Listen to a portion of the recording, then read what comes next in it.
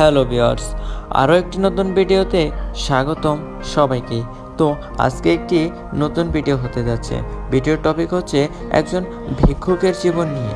একজন ভিক্ষুক তার কতটুকু কষ্ট নিয়ে একটি পরিবার চালায়, চলুন শেয়ার করা যাক সেই গল্পটি। একদিন বাসে করে যাচ্ছিলাম এক গন্তব্যস্থলে। তো সেখানে যাওয়ার সময় এক বাস স্টপে দেখলাম একজন ভিক্ষুক উঠলেন। পরনে তার ছিল ছেঁড়া একটা পাঞ্জাবি এবং নোংরা একটা লুঙ্গি। তিনি সবার কাছে সাহায্য চাচ্ছিলেন, তো কেউ তাকে সাহায্য করছিল না। একটু পরে তিনি আমার কাছে এসে হাত পাতলেন, কিন্তু আমার তাকে দেওয়ার মতো তেমন টাকা ছিল না। শুধু যাওয়া এবং আসার গাড়ি ভাড়াটা ছিল আমার কাছে। তাকে সাহায্য করতে না পেরে তার কাছে আমি ক্ষমা চেয়ে নিলাম। বললাম, মাফ করবেন। এটি শুনে তিনি কিছু না বলেই সামনের দিকে এগোতে লাগলেন, কিন্তু কোনো সাহায্যই তিনি পেলেন না। বাস চলতে চলতে আমার গন্তব্যস্থলে পৌঁছে গেল। তো আমি গন্তব্যস্থলে নামলাম, দেখলাম উনিও নামলেন, তবে ওনার মুখটি ছিল অনেক ভারাক্রান্ত। আমি আবার একটু কৌতূহলী, তাই ওনাকে জিজ্ঞাসা করলাম, একটু শুনবেন, একটু সময় দিতে পারবেন আমাকে? তিনি কিছু বুঝতে না পেরে আমার মুখের দিকে হা করে তাকিয়েছিলেন। ওনাকে জিজ্ঞাসা করলাম, সকালে খেয়েছেন? তিনি মাথা নেড়ে উত্তর দিলেন, না, ওনার খাওয়া হয়নি।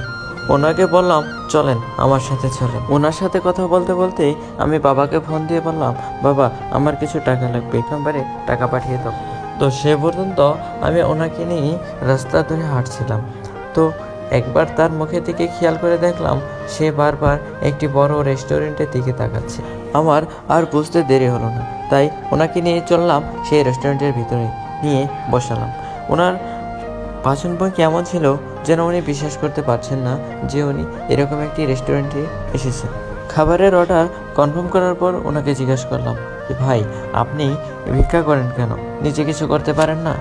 উনি উত্তরে বললেন, আমার একটি রোগের কারণে আমি ভারী কাজ করতে পারি না, তাই আমাকে এই কাজ করতে হয়। সারাদিনে যত টাকা সাহায্য পাই তা দিয়ে পরিবার একদিনের খরচ চলে না।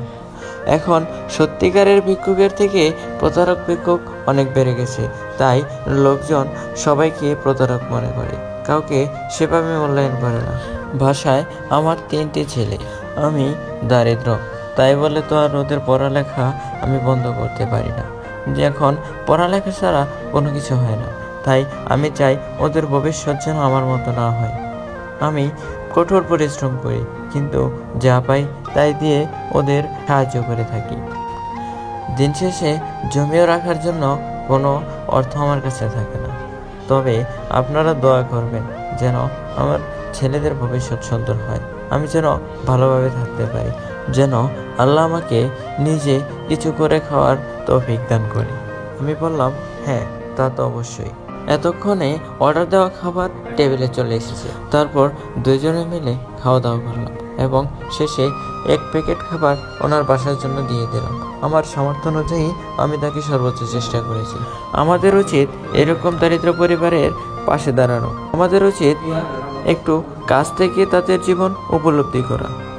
তো ভিউয়ার্স, আজকের ভিডিও এই পর্যন্তই। ভিডিওটি কেমন হলো তা অবশ্যই কমেন্ট বক্সে জানাবেন। ভিডিওটি ভালো লাগলে চ্যানেলটি সাবস্ক্রাইব করবেন। ধন্যবাদ।